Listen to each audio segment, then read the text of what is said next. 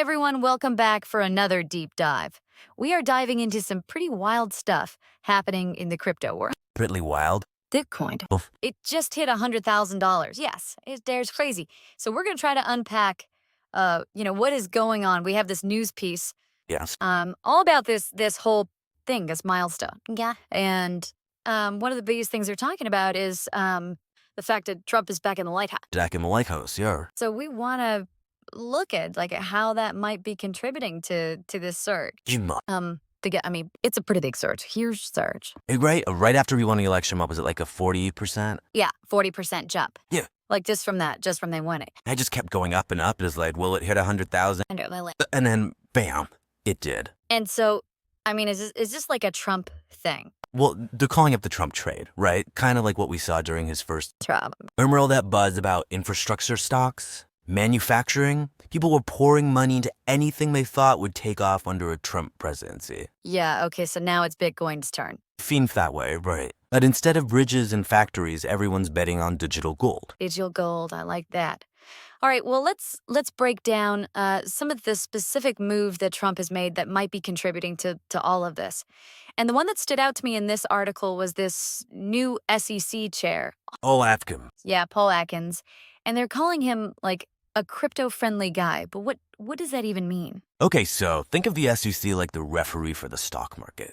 How they make sure everyone's playing fit. Gotcha. But for crypto, the rules haven't always been super clear. Like, is it a security? Is it a commodity? Right.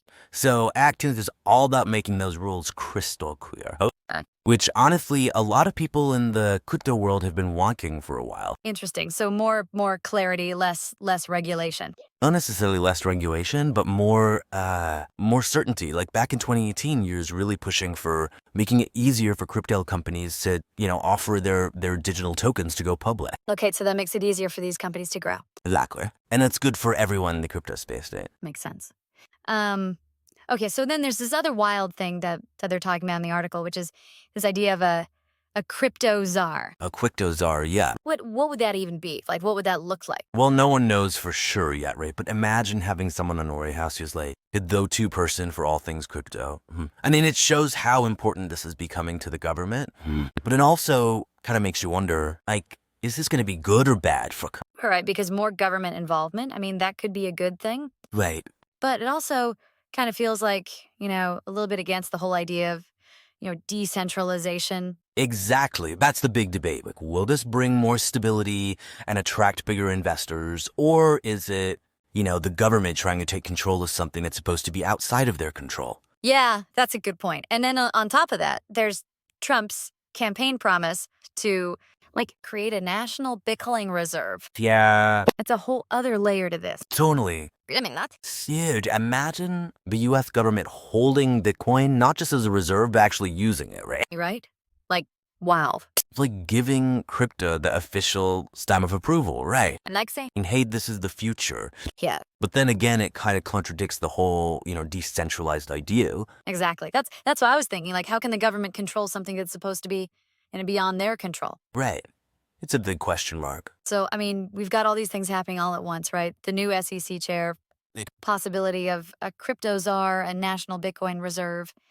And it all seems to be tied to, what people think Trump is going to do. Right. It's like this perfect storm of events, all coming together to create this massive surge. Yeah, it's really fascinating to see it all play out. It is. But I think the big question, the one everyone's asking is this sustainable? Right. Is this the new normal for Bitcoin?